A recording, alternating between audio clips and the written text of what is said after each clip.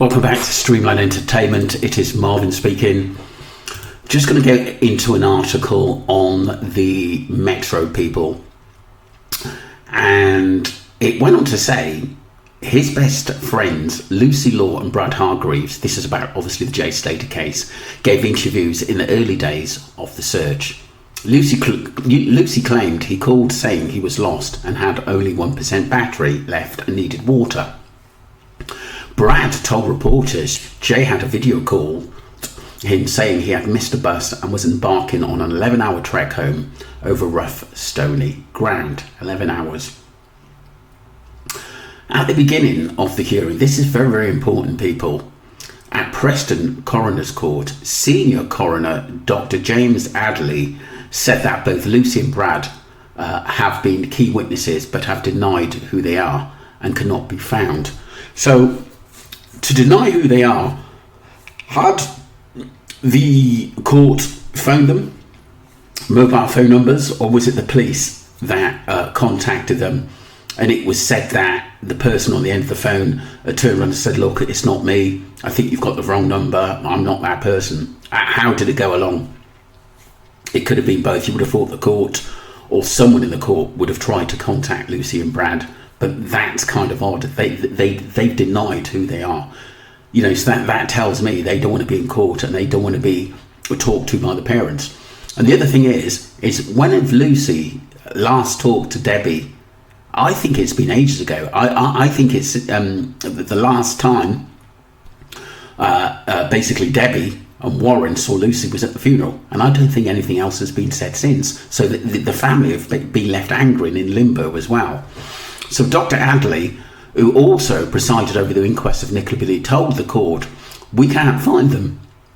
How sort of, what a shambles. What an absolute shambles. I think a lot of sleuths were really peed off with that.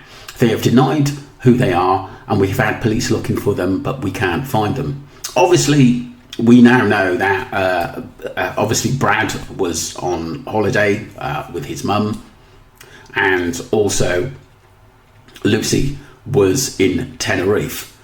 But like I said, but surely they would have received letters, phone messages, emails to say that this inquest could be going ahead in a couple of weeks. Don't tell me they knew it was coming and decided, look, we need to get out of here. I think that's the possibility of why they didn't turn up. And obviously, secondly, they don't want to go, and they certainly don't want to be in front of Warren, obviously Debbie and the legal team.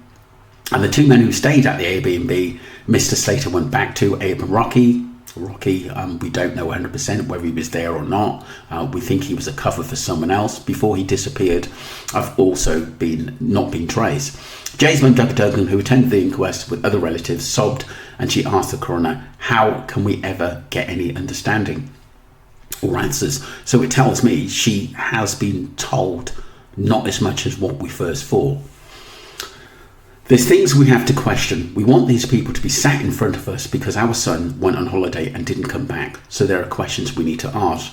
Dr. Adderley agreed to adjourn the hearing at her request for the witnesses to be brought to court to give evidence before the inquest concludes. A further hearing date has yet to be set. And there's Lucy there, who claimed Jay called her saying he was lost and on 1% battery left and needed water.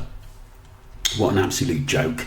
What, these witnesses that pretend to be Jay's friend expect us to believe. Right, we're going to get into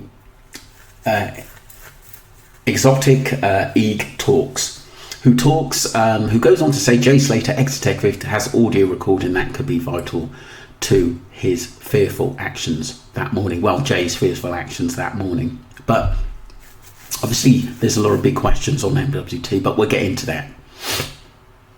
Mark Williams Thomas, who's known for his involvement in high-profile investigation, has recently shared newish information regarding the death of 19-year-old Jay Slater. Now, this all came out in a recent 6 or so minute video that he posted. Claims to possess an audio recording that could be crucial in uncovering the events leading up to Slater's disappearance. Now, he alleges that despite repeated efforts, Spanish authorities have not acted on this evidence due to bureaucratic obstacles and poor communication. Now, he actually stated that he had sent the information that he had in an email to Spanish authorities, and also stated that he's not able to share the audio recording at this point. And that would be because he needed to explain to them how he actually obtained it. And also stated that he's very conscious that this information is highly sensitive, and it isn't something that he just wants being shared all around. And even with him giving this information, claims that they still haven't got back to it. He stated that some... But had he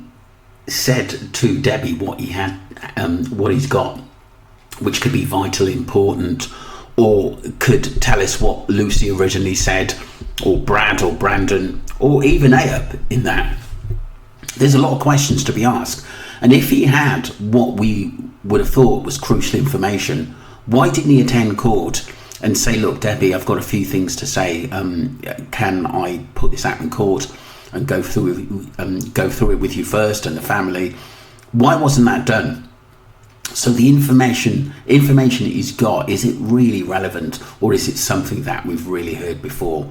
But like I said, he seems to think that he's got all these things and is going to do a podcast and let us all know, apparently. Country's authorities don't like working with the public to get information. He claims that they think that they know all the answers. He also revealed that Slater had shown signs of fear for his safety shortly before vanishing. Now, according to him, Slater took specific actions while staying at his Airbnb that would suggest he felt threatened, and that this information has reportedly been passed to both Spanish and British authorities. Now, in addition to all of this, he also called on Ayad Hussein, an individual that was in contact and was with Jay Slater before he disappeared. Now, he asked him to basically come forward and cooperate with the investigation, as Hussein is meant to hold vital information that could aid in the inquest, which has been temporarily paused due to the absence of key witnesses, including the friends... It's funny, isn't it? It's your Ayobs, your Rockies, Lucy, Brandon, Brad. I'm not saying Brandon was on the list, but he still could have wrote something to the court about how, about his friend and what his a statement of what he's happened. Nothing, not a dicky bird. So this tells you there's a lot more to this case than meets the eye.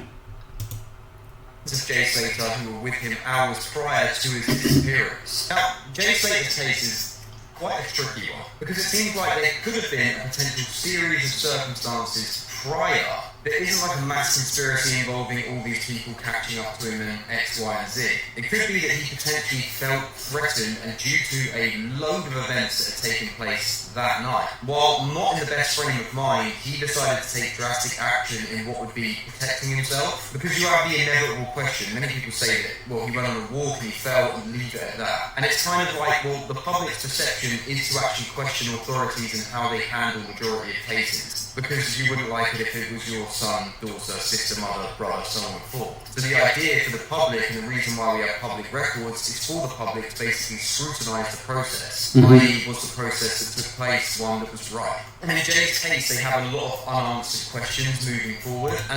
Well, one of the main problems is that we expected at least some of the witnesses to actually turn up.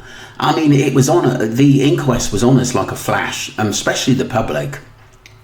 But we know the witnesses would have got some kind of letter or email or even a text message or phone call to say, hey, look, the inquest is going ahead, can you please be there? These are supposedly good friends of Jay, and not one of them turned up. So this raises suspicion, this raises red flags, and it raises, just before, they must have all knew this inquest was coming up, because how quiet they've gone for the last 4 or 5 weeks. It makes you laugh, it really, really does, in how they put out a narrative that he fell, and they can't come to court and help prove that. It doesn't make sense to me, it really doesn't. Obviously, as a family, you're not just going to be like, yeah, fair enough, maybe he just fell. I'm sure as a family, or the individuals that brought him into the world, you're also going to know what it was that took him out of it. And James Tate seems to have a load of circumstances that lead to a series of unfortunate events the morning of. Because the main question goes back to square one, whereas if you're not fearful of your life, why on 1% battery do you not wait for a bus or a lift back to a hotel? You try and walk 10 hours on foot. And why didn't he phone his mum, on which he stated that on many occasions, or Warren? And the reason for that is because he wasn't, basically, he didn't have his phone on him. Someone else had it. That was, pinging in circumstances where Jay wasn't actually there. So it was a setup, technically.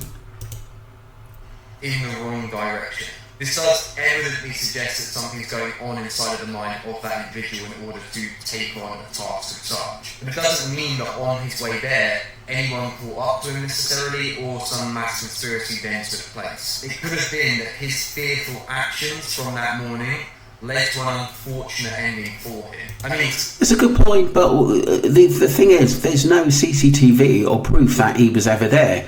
All we're going by is Ophelia, what Lucy said, and what Abe said.